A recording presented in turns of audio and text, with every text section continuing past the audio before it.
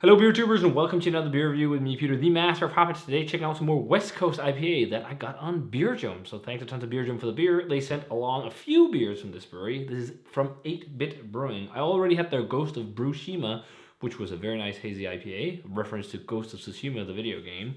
All their beers are video game references, but this is a West Coast IPA from them. This is Insomnious. So, I don't know what the reference is to. It's to some game, I'm sure, but it's one I do not know. This is 6.4% featuring Galaxy and Simcoe. It says on the back here, don't sleep on the West Coast. Only thing here, though, is like it's from the 3rd of September, so it's not dead fresh. Aren't we the 3rd of November today?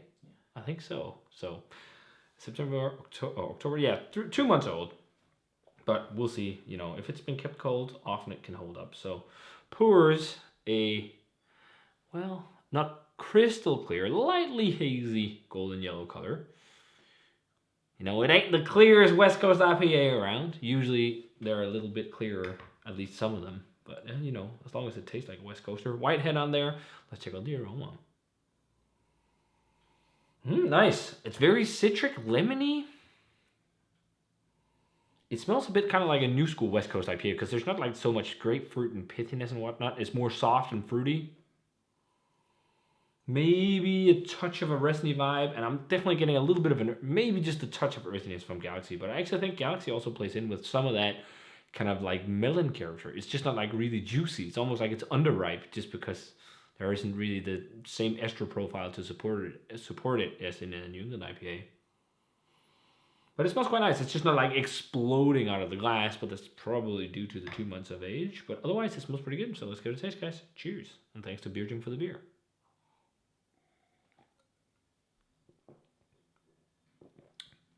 More bitterness than I expected. That's pretty good. That's really refreshing. Really nice and dry, snappy. I think 2 months ago, this would have been a pretty big smack in the face with hops. Like, there's still a lot of flavor right now, but like 2 months ago, this must have been like really, like in your face West Coast. And it's definitely new school, but new school with bitterness because it has like loads of fruitiness. I'm getting lots of Simcoe flavor, but more so, there's some grapefruit, like maybe some pink grapefruit on the back end, but there's like lots of lemon for me. And like that underripe kind of melon character. That's really good. So far, I've been really surprised by the 8-Bit beers. Like, although they've been a little bit to the older side, they're holding up really well. Really nice drying bitterness, crackery, snappy malt backbone, but super light, which is what I like in West Coasters. Like, West Coast IPAs, old school ones, used to have bigger malt backbones and caramel malt stuff. I prefer these new school ones that are more light on the malt. That's just like you just make them as a canvas for hops to shine, and this is kind of that, but just not as crazy expressive as it could have been, although there's definitely a nice expressiveness to it. I think there is a little hint of earthiness, kind of spiciness from Galaxy 2, which I think works quite well in it. So in that sense, there is a little bit of old school, and I'm getting more grapefruit, maybe even a hint of like a pineapple or something too, as well, because you can get that from Simcoe too. And also soft dankness, light dankness, nothing crazy.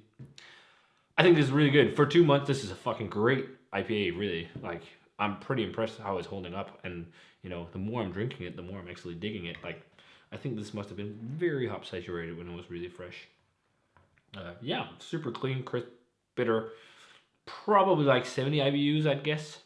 And just like that really nice dry finish.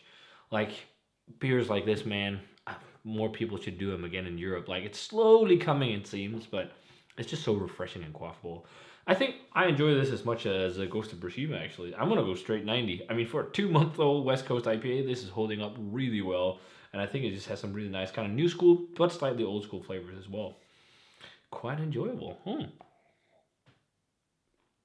Maybe they also hold up really well because they're filled straight to the brim. Like, all the beers I've cracked, the 2 beers I've cracked from these guys so far, like when you're cracking, it spills over the top of the mouth of the can because it's just filled right to the brim, which is a bit silly. There's also some pithy citrus to it, like pithy citrus rind, which is really nice. Yeah, I dig it. It's good. If you guys had a chance to try this one, Insomnious by 8-Bit Brewing.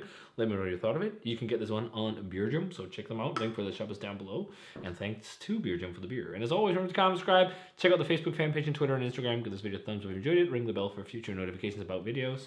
And let me know what you thought of Insomnious by 8-Bit Brewing if you had a chance to try it. And I'm going to say cheers and see you guys in another beer review.